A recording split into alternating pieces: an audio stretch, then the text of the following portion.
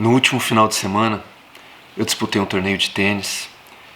Eu fiz 3 jogos, cheguei à final. E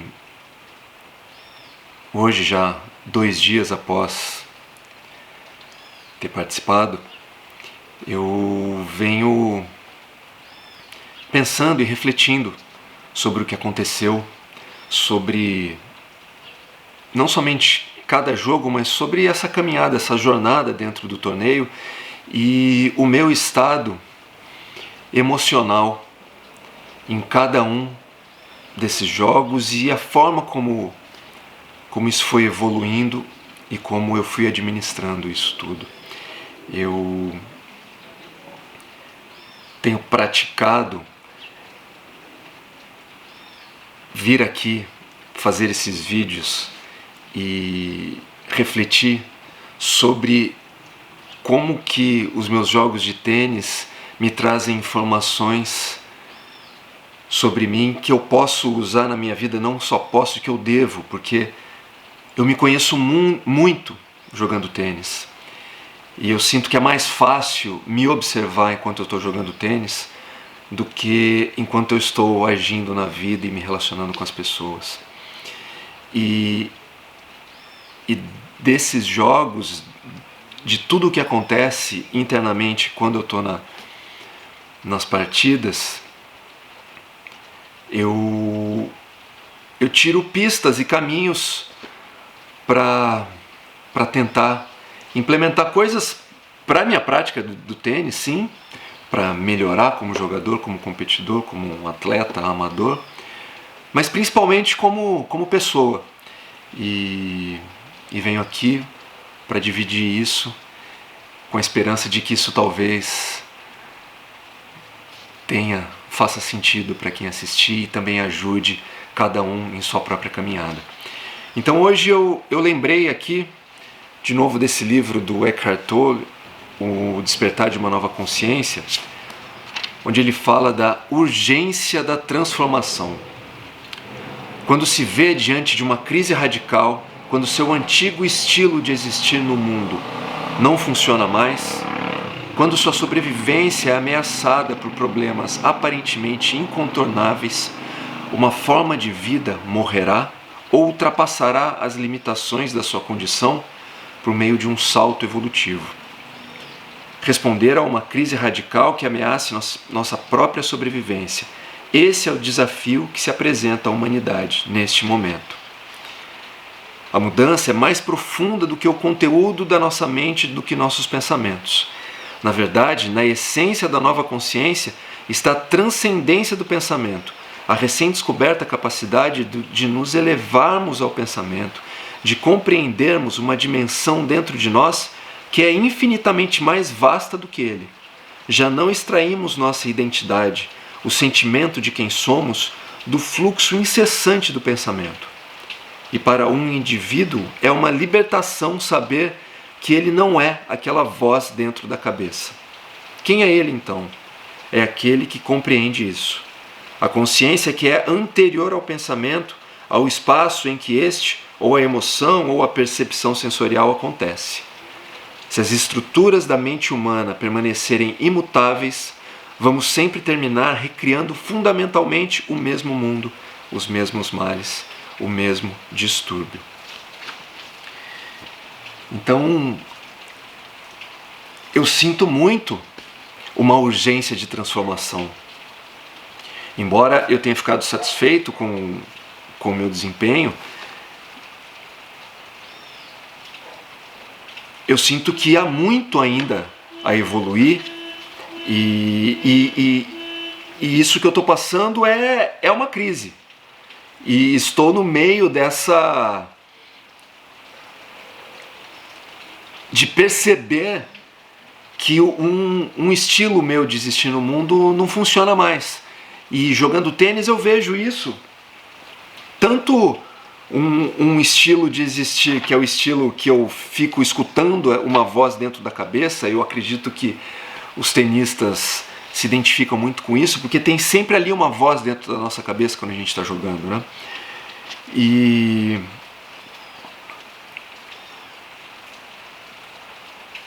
quanto passar por extrapolar limitações que eu considero hoje que amarram o meu jogo, que fazem com que, por exemplo, eu chegue na final, mas que eu não seja o campeão. Então eu fiz o meu melhor, eu me entreguei, mas eu não fui, na minha concepção, o jogador que estava ali fazendo um jogo mais propositivo, mais bonito, mais alegre. Então, e também percebo isso na minha vida. Então, assim, sinto muito essa urgência de transformação, tanto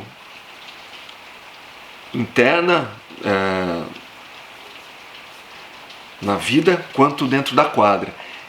E pensando numa urgência de transformação, de novo eu trago aqui o Monge e o Touro, que o Monge e o Touro ele é um livro de estágios dessa caminhada, dessa transformação. E eu acho curioso também que eu tenha falado num vídeo há pouco tempo, um vídeo que eu fiz recentemente, sobre a música do Coldplay, aquela necessidade de tentar se consertar, né?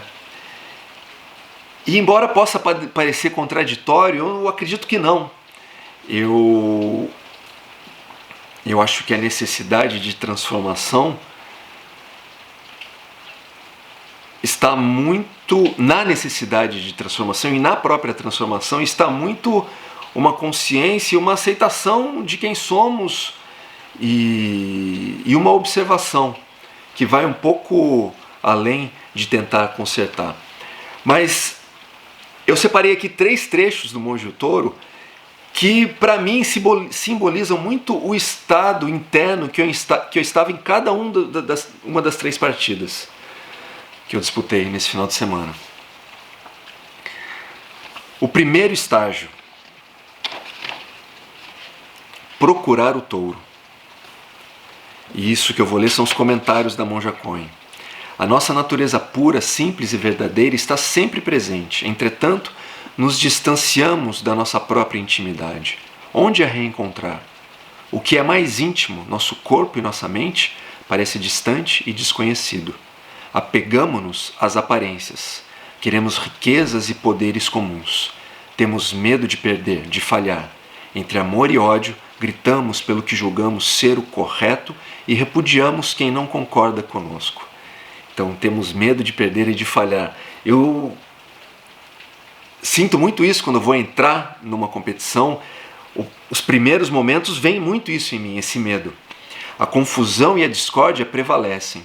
Como se cada um falasse uma língua diferente, deixamos de entender a nós mesmos e aos outros. Quando nos sentimos perdidos, solitários, distantes da plenitude, um pequeno raio de luz surge. Não o ignore, perceba. Deve haver algo mais do que os prazeres e sucessos mundanos. Inquietos, procuramos aqui e ali. Há dúvidas e questionamentos incessantes. Sabemos que nos distanciamos da verdade, pois somos a verdade. Sentidos alertas. Inicia-se a procura. É o primeiro estágio da prática espiritual. Há algo faltando. O que é? Onde estará? Não deixe a pergunta se calar. A procura é o encontro. Procure. Dentro e fora está a grande intimidade perdida. Vá atrás. Quem sou eu? O que é real? O que é a vida? O que existe após a morte? Onde está o sagrado? Como se manifesta? Eu sinto muito isso como meu estado após a primeira partida, e é muito curioso, engraçado, não sei, talvez quem veja isso fala assim, cara, esse cara é maluco, ele foi jogar, eu joguei, ganhei 6-1, 6-1, um jogo fácil, e tudo isso passou pela sua cabeça, você sentiu isso? E de fato é isso que acontece. E então, esse foi o primeiro estágio. O segundo estágio que eu escolhi aqui, na verdade é o quinto, que é o domar o touro. Não vacile. Não é o mundo exterior ou as outras pessoas que levam você a errar e falhar. É a sua própria mente, a nossa própria mente. por meio das práticas, da procura, dos estudos, da meditação, alcançamos certa clareza sobre nós mesmos e sobre o funcionamento da mente e do corpo. Entretanto, os condicionamentos, anteriores até mesmo ao nosso nascimento, continuam prevalecendo. O processo de domar o touro é de transformação consciente persistente. A disciplina é essencial. Plena atenção em todos os momentos, usando as circunstâncias do dia a dia para perceber nossos condicionamentos e agir de nova maneira. Tudo se autorrevela incessantemente, mas é preciso estar ligado ao eu maior. Cuidado com sua mente. Ela irá tentar mascarar a verdade e o caminho, pelo medo de não ser. Continue se esforçando. Não há final ao clarificar o caminho e a verdade. Este é o momento de manter a disciplina, de auto-observar-se e desenvolver a capacidade de escolher as suas respostas ao mundo. Segure firme a corda e o chicote. O treinamento se torna mais necessário e urgente. Ainda há muito a ser conquistado, domado. Então isso aqui revela muito do que passou em mim no jogo, que foi o jogo mais difícil para mim, que foi a semifinal. E isso daqui, quando ela fala cuidado com a sua mente, foi exatamente isso que aconteceu. No momento em que eu estava, que eu tinha passado à frente, que estava tudo se caminhando para o meu favor, veio a minha mente e começou a tentar me sabotar. Então essa coisa dos condicionamentos que ela fala aqui, anteriores até mesmo ao nosso nascimento, continuam prevalecendo. E isso eu sinto muito quando eu estou jogando tênis, e eu sinto muito também na vida, quando a gente se perde no meio de tanta demanda, né, que a vida, que as nossas vidas hoje têm. É muito fácil se perder e cair em condicionamentos muito antigos. Então é isso, essa necessidade de segurar a corda e o chicote e perceber a necessidade de treinar, de estar alerta, né? E aí eu fui para a final, fui jogar o último jogo já exausto e eu escolhi para a final aqui sob os uivos dessa cachorrada aqui. O estágio 10, entrar na cidade com as mãos abertas. Então, assim, nesse jogo final eu estava esgotado.